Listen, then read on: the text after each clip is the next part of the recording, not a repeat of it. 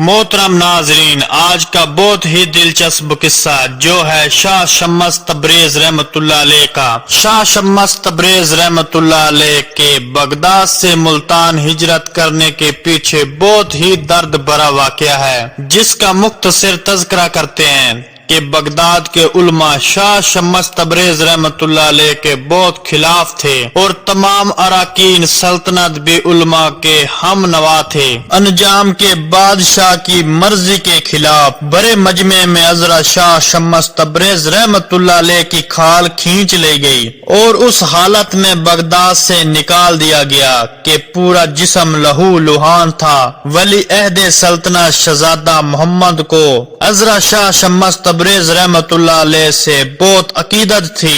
جب آپ شہر بدر ہوئے تو شہزادہ محمد بھی آپ کے ہمراہ تھا۔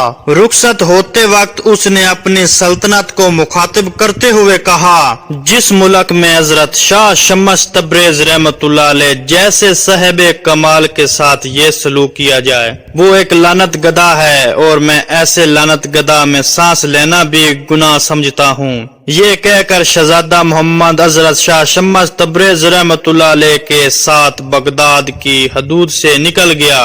بغداد سے نکل کر حضرت شاہ شمس تبریز رحمت اللہ علیہ نے ہندوستان کا رخ کیا اور طویل مسافت طے کر کے ملتان پہنچے اور پھر اسی طریقی شہر میں سکونت پذیر ہو گئے۔ حضرت شاہ شمس تبریز رحمت اللہ علیہ سے اہل بغداد کی طرح ملتان کے لوگوں نے بھی شدید مخالفت کی۔ ایک بار یوں ہوا کہ شاہ شمس تبریز رحمت اللہ علیہ کو گوشت بھوننے کے لیے آگ کی ضرورت پیش آئی۔ آپ نے شہزادہ محمد کو آگ لینے کے لیے بھیجا، مگر پورے شہر میں کسی نے آگ نہیں دی۔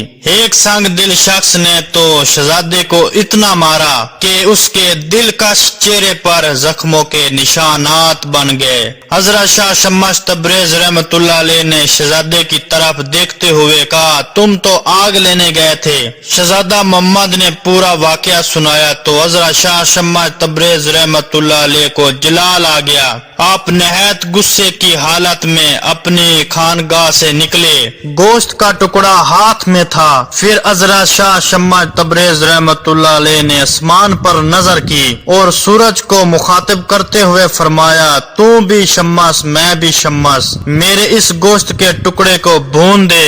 اتنا کہنا تھا کہ یک یکا گرمی کی شدت میں اضافہ ہو گیا۔ پھر یہ گرمی اتنی بڑھ گئی کہ اہل ملتان چیخ اٹھے۔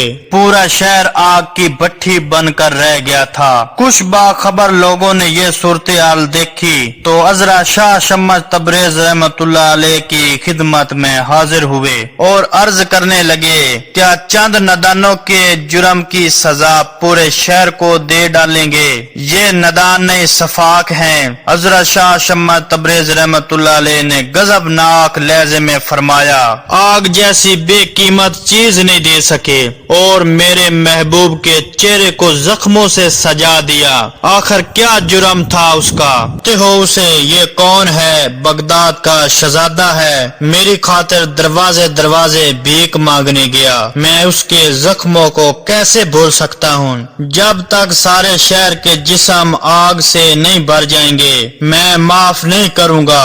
آپ کے مقام سے واقف نہیں، خدا کے لیے انہیں معاف کر دیجئے۔ ملتان کے دنائے حضرت نے اپنے ہم وطنوں کی سفارش کرتے ہوئے کہا، آپ جیسے بزرگ کے شایان شان بھی نہیں، خیر جب خدا درمیان میں لے آئے ہو تو معاف کر دیتا ہوں۔ حضرت شاہ شمس تبریز رحمت اللہ علیہ نے مقامی لوگوں کی جماعت سے فرمایا اور پھر سورج سے مخاطب ہوئے، اپنی حرارت کم کر دے، پتہ نہیں یہ لوگ روز حشر کی گرمی کو کیسے برداشت کریں گے۔ آپ کا یہ فرمان تھا کہ سورج کی حرارت اعتدال پر آ گئی۔ خدا بھی جانتا ہے یہ واقعہ کس طرح پیش آیا تھا، مگر عوام ملتان کی گرمی کو اس واقعے کا نتیجہ سمجھتے ہیں۔ سبحان اللہ، یہ ہے اللہ کے ولیوں کی شان۔